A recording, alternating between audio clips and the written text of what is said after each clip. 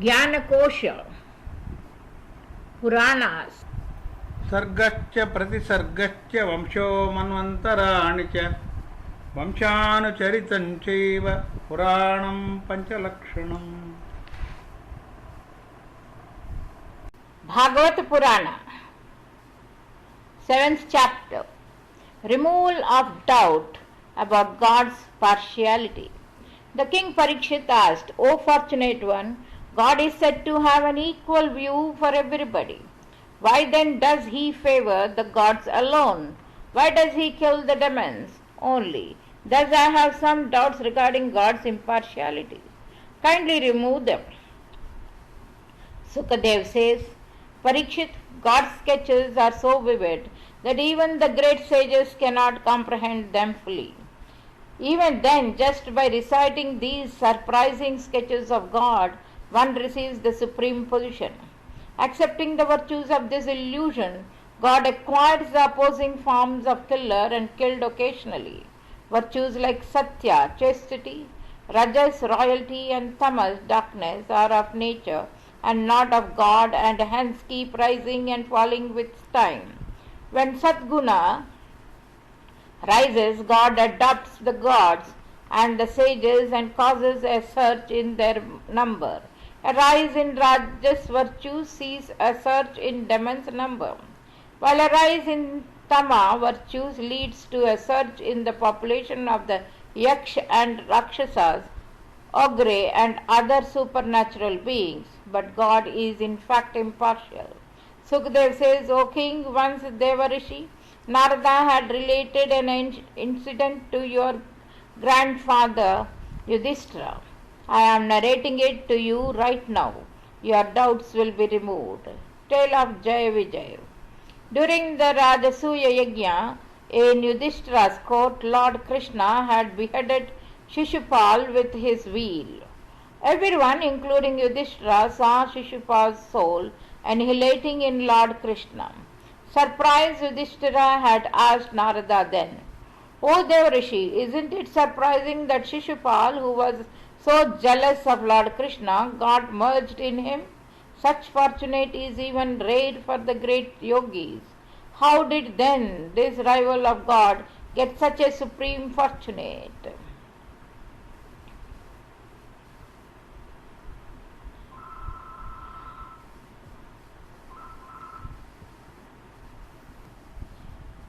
Narada said, O king, criticism, praise, serving, or negligence are all confined to the body only.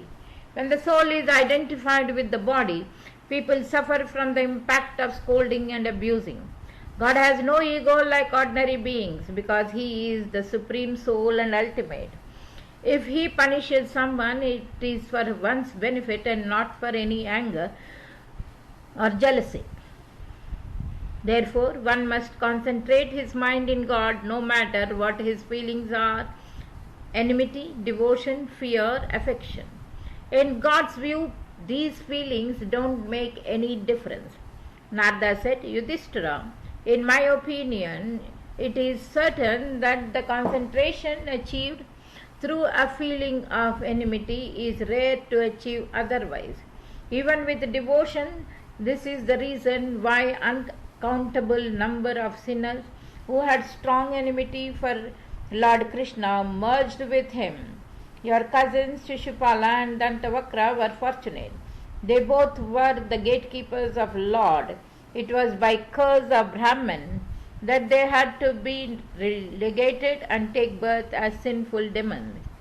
Narada said, O king, Brahma's Manasuputras, sons begotten by thoughts, Sanakadi Kumaras were freely roaming all over the universe. Once they reached Vaikuntha, the abode of Lord Vishnu. But assuming them to be ordinary boys, the gatekeepers, Jai Vijay, did not allow them in. Indignant by the behavior of the gatekeepers, Sanakad Kumaras cursed them. Fools, both of you don't deserve a presence near God.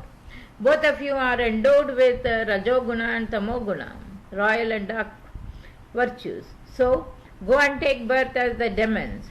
When both the gatekeepers were falling from Vaikuntha, The kind Sanakad Kumara said, "Okay, the effect of your curse shall long for your 3 births only. Thereafter you shall return to Vaikuntha again." Tale of Hiranyaksha and Hiranyakashipu. By the curse of Brahmins, the gatekeepers of God, Jay and Vijay, took their first birth as the demons, Hiranyakashipu and Hiranyaksha. Diti was their mother. Hiranyaksha had stolen the earth and hidden in the Sutalaloka, causing worries for Brahma. To remove the worries of Brahma, Lord appeared as Varaha Avatara, the boar incarnation, and killed Hiranyaksha. After the killing of Hiranyaksha, his elder brother, Hiranyakashipu developed enmity with Lord Vishnu. He vowed to their demons, "I will kill that tricky Vishnu with my trident.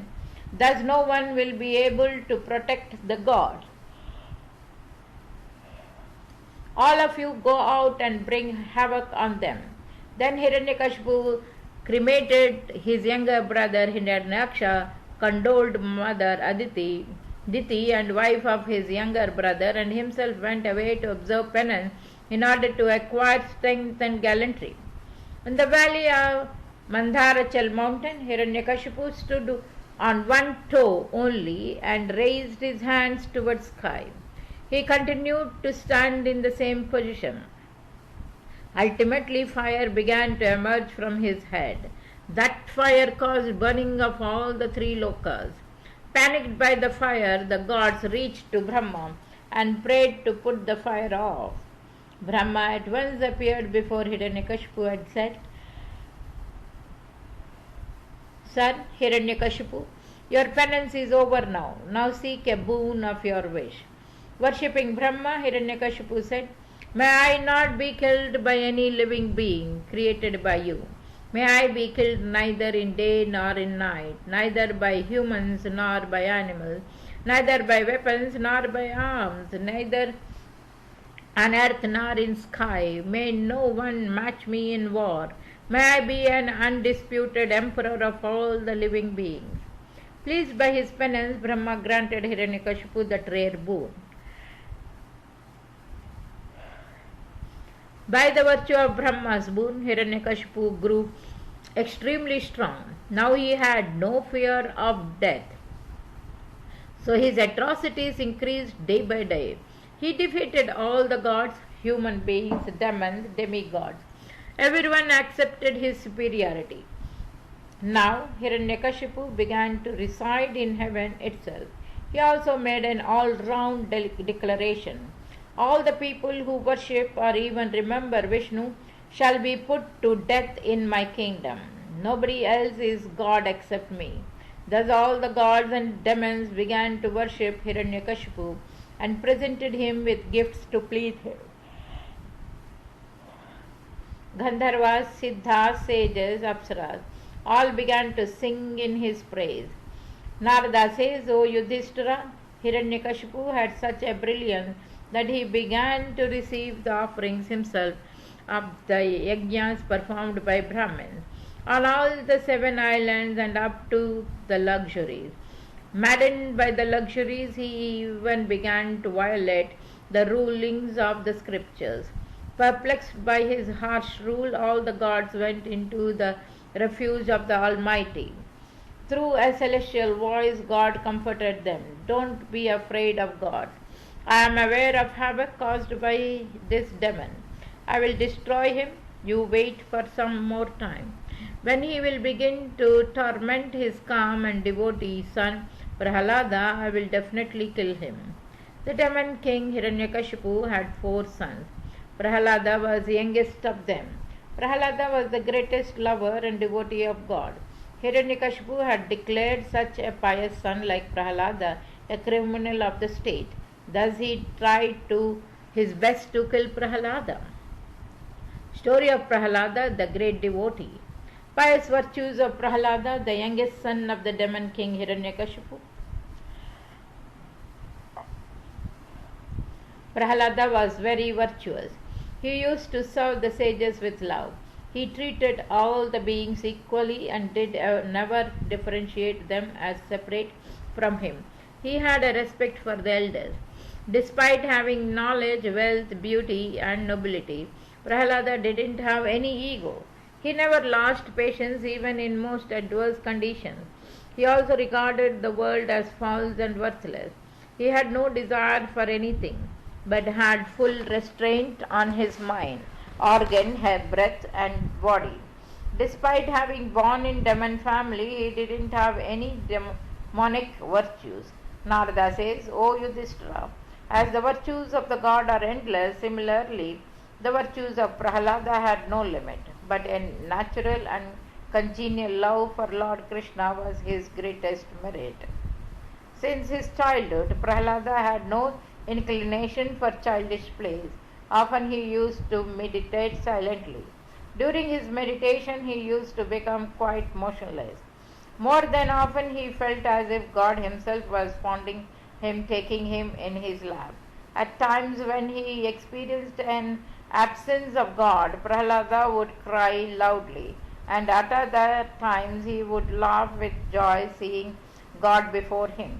He also used to sing, shout, and even dance whenever he felt God nearby. Occasionally, Prahlada used to mimic God or feeling the soft touch of God. Sit peacefully without movement, such was the trance-like condition of Prahlada, who had a complete submersion in devotion for God. Sukracharya was the teacher of the demons. Sukracharya's two sons had been appointed to teach the boys of the royal families. Staying at a place closer to the royal palace, these two brothers taught the boys in politics, economics. Prahlada too was sent to them for formal education. There he used to listen to his teachers carefully and recite what he had been taught. But Prahlada did not like the education which was based on falsehood. One day Hiranyakashipu took Prahlada in his lap and asked lovingly, My son, tell me what you like the most. Prahlada said, Father, in my opinion, this world is nothing but full of sorrow. Hence it is just for everything that they should give up this blind pit-like world and go to the forest and take shelter in God to be free of miseries. Alarmed by these words, Hiranyakashipu warned the teachers, the sons of Shukracharya, to look after Prahlada well and to remove that mean thoughts of devotion from his mind. He also cautioned the teachers to guard Prahlada against any possible approach by a god, ascetic, or Brahman. Guruputras tried their best and trained Prahlada in policies of Sama, Dana, Danda, Bheda, conviction, temptation, fear of punishment, and partiality. Then they trained him in Artha, Dharma, and Kama, economic matters, religion, and carnal knowledge. When they felt satisfied with their efforts, the Guruputras brought Prahlada again to his father, the demon king Hiranyakashipu. Hiranyakashipu kissed Prahlada's head and took him in his lap and asked, My son, Prahlada, tell me in detail what you have learned from your teacher during your stay with them. Prahlada said, Father, there are 9 kinds of devotion for Lord Vishnu. If one develops these 9 kinds of devotion with dedication, I understand it would be the best education. Infuriated by these words, Hiranyakashipu threw Prahlada on the floor and began to scoff at Guruputras. Hearing his father scoffing at Guruputras, Prahlada said, Father, it was not taught to me by them. It is my natural inclination. These words further infuriated Hiranyakashipu. Blinded by anger, he ordered his soldiers to kill Prahlada at once. Formidable demons fit Prahlada with their arms.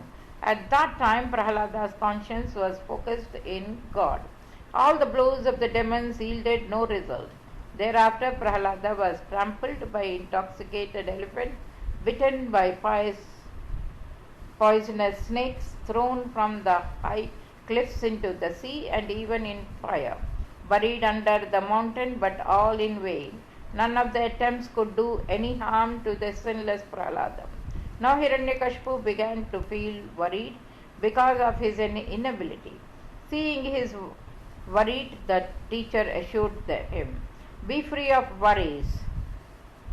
O king, keep your son tied in Varuna Paksha, the noose of Varuna, until your father Sukracharya returns."